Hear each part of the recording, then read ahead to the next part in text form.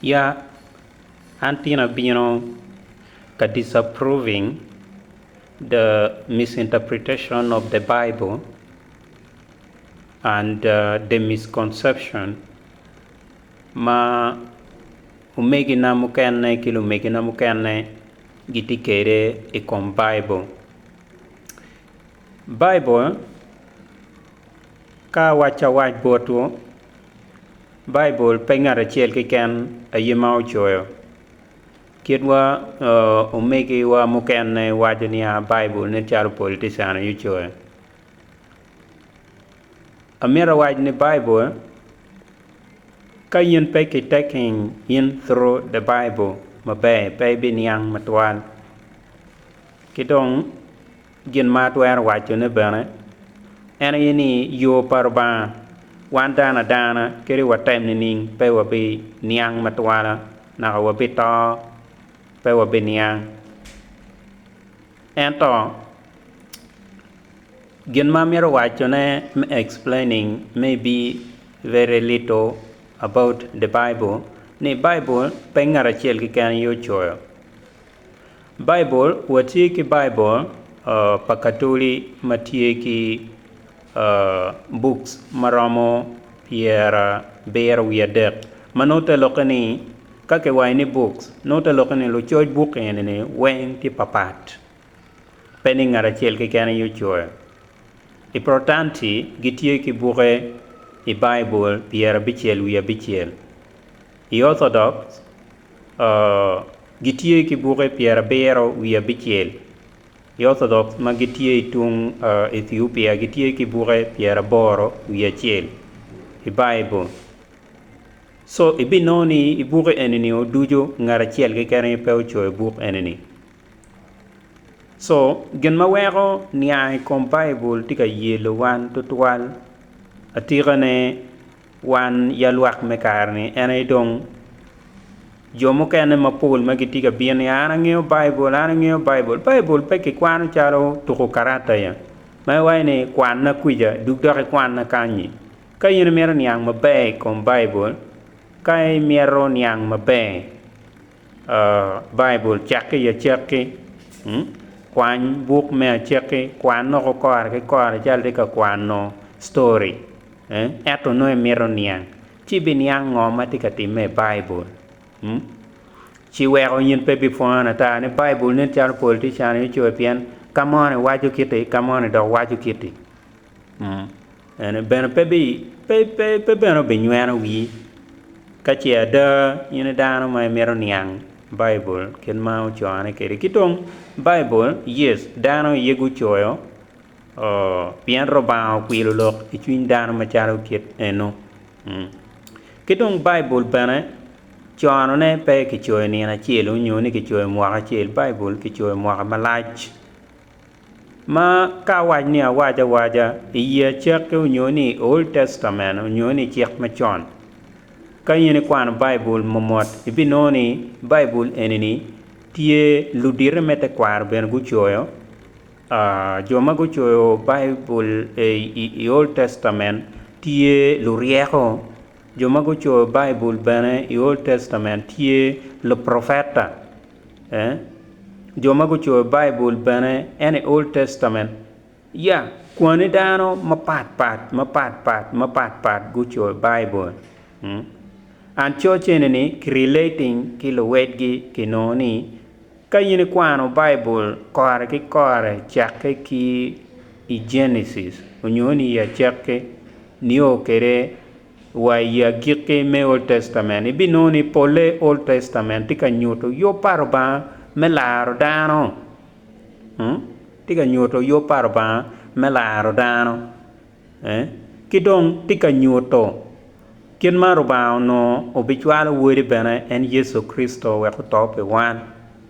tika nyoto ne o weko ka yini kwano ya Genesis ibino kere kono ene te kwar gi no ngogi eno mai no je mapol ber ka time kono loen kono gina ngo malu dir te kwar gu ber ka chon gi dong lo profeta gu ber ka chon ne ibino ni I church egini go dujo itika temo relating mekelo nyo kitika calculating kit mo no roba tie ka nyoto ne kere mirne melar wan ni woki kom wode Yesu Kristo nano aya chidong roba ka kwany kong buk mete kwaro no kin ma ki bir ka chon ne kere ki chok buk enani buk mete kwaro enani wek ngo ku kony menyang the grassroots kit ma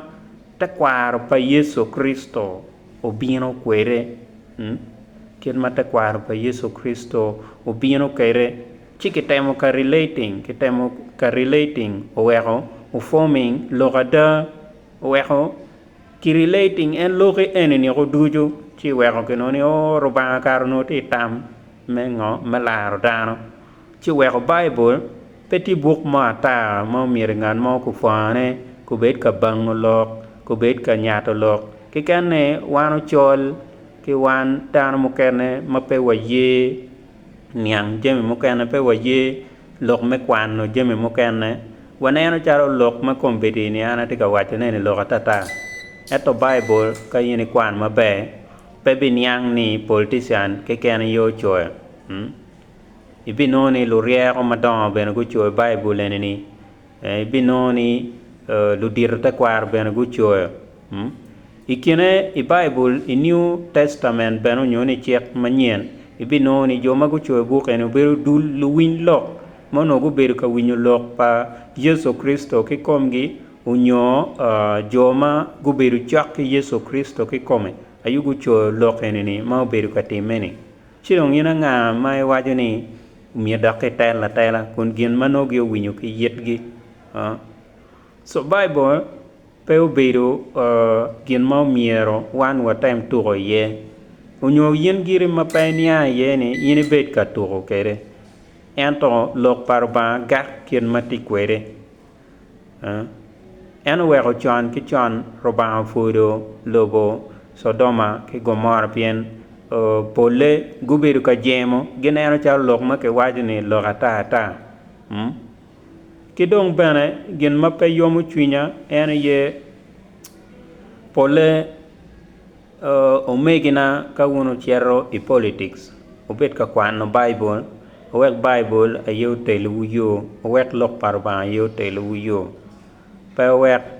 lok parba obet chien chitanen bulu won gere jomo kane gu jalle godong nia kabodgi gendo jalle o me achel o mier gene gaining privilege money we lobu kere to dikmaja dong nongo en dong dingene we lobu kibiluene iro eto iro kayene bino twero gak we lobu kanyaru dikmaja ko mitibuni kono iko mitibuni will you still be a hero umiri yene chak niang man pe yene wachi atika wachi me gaining privilege unyoni amer ni ngene eto no etika lwen ke long jodi mago temo lwen e kom ecclesia unyoi kom dini pa Yesu Kristo atigane wanen kong lo tel mogo chalo yo mogo mago timaranyi e kom janan lo wom gen kom beriti kwene tawago beru tawama beru ni se yini tawni lwenyi kom ecclesia tawni lwenyi kom dini ni piani imiero gaining privilege imiero maybe working yin dano ger ginyero pien gimari ginyero eto borba nyero chamu kane du ko tamana mia ye maput pia wa fane ka wachu gimata wachiro ka kwano ne waniang mabe wawero kwano Bible chalo watuko karata wakwano Bible mabe wawero nyano widano ka walogo lok mukene wabol story madano ginyera gen mukene eto pe lok parba lok maper tek marach wan jo mukene water chalo gen maper tek kwowa maka winyo ketika lok chalo ketika lano ne no donyo ikwowa waneno cha roba miru timu ki jabane pien upe ka ngero ngoma wono tika timone chi mene gen mana lego ki botu ni o kwan Bible ka pe beno chere gang kwan makwano lok me Bible weko niang maber kin ma Bible bedo kede ento pe wacho ni Bible tie ne charo jomo choe politician jomo kene guwinyo lok par bai wang lek ka gu choe Bible nyo gu choe lok par bai no jomo kene roba lok ke gi wang ke wang mo kene roba ye beno mi lok ni bore wang ke wang la bole chalo Mose ichiek machon ma roba mi kom choj ma roba choe en ke kome ichie chien ni yin merwa ni roba politician imerwa ni roba tiki dake wi polo no wiu tamo kong mabe chi yin tika wacho lok en ni kede mano yin tika lok me ni wek kita dong cho dong gaining privilege unyo dong mire ingene madane man lok maraj ka be lok maraj ma pa wache chiu megina an mer mi tam me no che yin bene tero cha lok ma pene petek an pole padio dano yin bene te cha pere petek ento lok me Bible chung kien ma ki choyo kere dok chung kien ma ti kere bene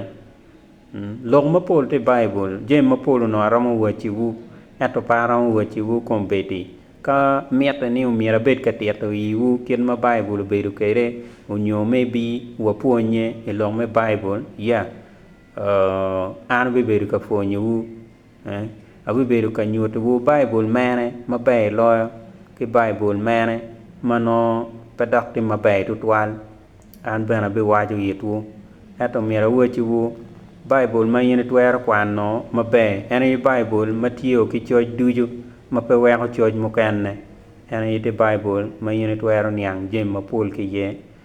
to kwan Bible kwar ke kwar pura no kwan Bible chake ki ye chake na ye giki pai ka yin tia kwan no charo lok me ya no chek gien no yin pur roman da ke lang na ye giki ne pai be niang ngò mu be Bible kwan no kwar chi be niang no chek ngò be ka ti me ye we ko lu ne no chek nga mu choe no chek ki choe we na pe ngò pai mo mata chalo ngat mano tiga tuko karata man pegien makonyo mana yeta mana mio botro ana foil